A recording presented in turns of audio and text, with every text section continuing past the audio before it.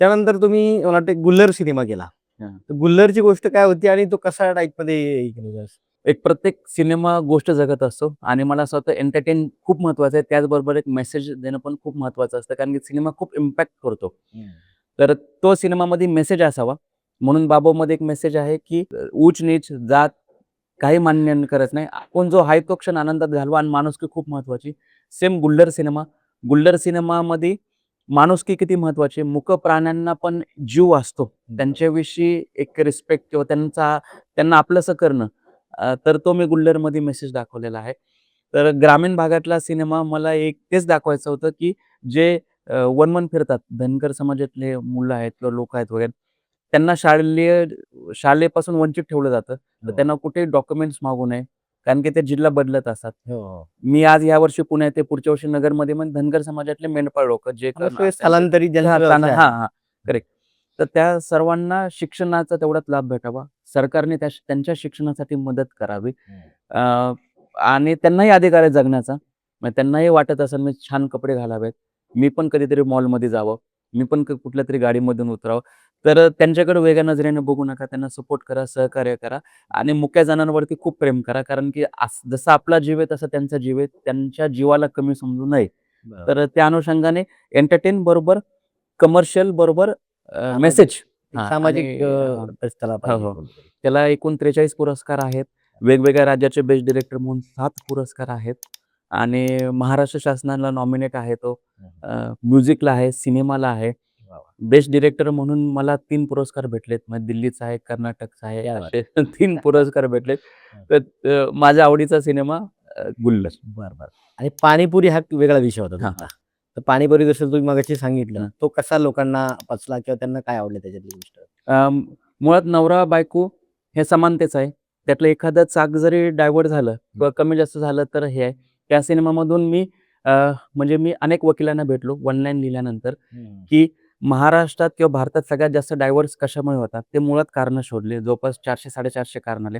त्यातले हायलाइट कारणं मी निवडले. त्या हायलाइट कारणाचे मी जोड्या-जोड्या केल्या. वेगवेगळ्या जिल्ह्यांमधल्या त्या घेतल्या. म्हणजे भारत गणेश पुरे वेगळ्या जिल्ह्यातले, विदर्भातले, महाराष्ट्रातले, हो, हो. मुंबईमधले. त्यांचं कल्चर बदललं. गरीब असो, श्रीमंत असो सगळ्यांचा घटस्फोट होतोच. हं. तर ते कारणं मी हायलाइट केले. मेन म्हणजे एकतर संशय एकमेकांविषयी असणारा. हो, हो. त्याच्यानंतर उच-नीचता म्हणजे मी भारी का तू भारी म्हणजेच इगो प्रॉब्लेम. हं, हं. तिसरं दोघांमध्ये तिसरा आला, ते 100% भांडणं आहे. चौथं व्यसनाधीनता. नादी लागलं, काय लागलं, मग ते कुठल्याही गोष्टीमध्ये असो.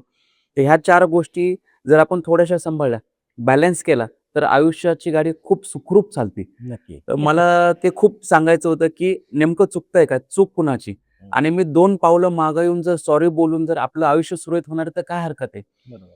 म्हणजे मी म्हणजे घरात नवरा किंवा बायको एकमेकांना खूप बोलतात.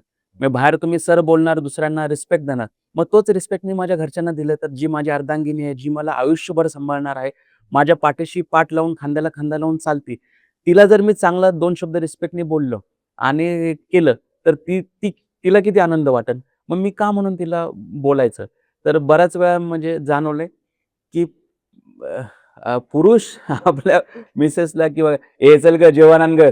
ए चहा ठेव गं." हां. मग तुम्ही बाहेर गेल्यानंतर कसं पोलाइटनेसने बोलता. मग बरोबर. घरात बोलल्याने, "एक अर्धा कप चहा देशील का?" असं बोललं तर तिलाही आनंद वाटतो. त्यात ती बरोबर. गोडव्याने देते ना. ती थोडीच मोलकरणी थोडीच आहे. तुमच्या घरी नांदायला आल्यानं मग ती नोकरानी नाही ना. तर नक्की, नक्की. तेवढंच जीव लावून आपलंसं करून जर केलं तर ते खूप होतं आणि ते सिनेमामध्ये मी प्रकर्षाने दाखवलंय, हं. की इगो बाजूला ठेवून दोन्ही दोन्ही साइडनी मेल किंवा फिमेल आणि 2 पावलं मागे येऊन सॉरी बोलून, लव्ह यू बोलून, गोड बोलून जर आयुष्य सुखकर होतं तर तर काय हरकत आहे.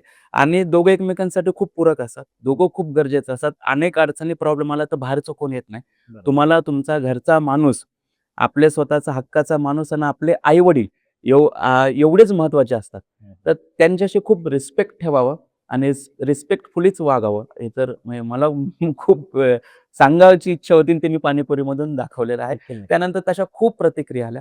पार्ट 2 बनवा हेही आलं. हं. याच्यापुढे काहीतरी अजून दाखवा हेही आलं. पण एक विषय घेतला त्याचा एक टास्क कंप्लीट केला, की मला असं वाटतं, की मी पुढच्या वेळेस दुसरा विषय घ्यावा. इव्हन आमचे निर्माते संजय कुमार अग्रवाल, चंद्रकांत दादा ठक्कर तेही म्हटले, की प्राईमला सिनेमा आहे, टाटा स्कायला आहे, मराठी, हिंदी, गुजराती ती याच्यामध्ये आहे, तर तुम्ही पार्ट 2 करा.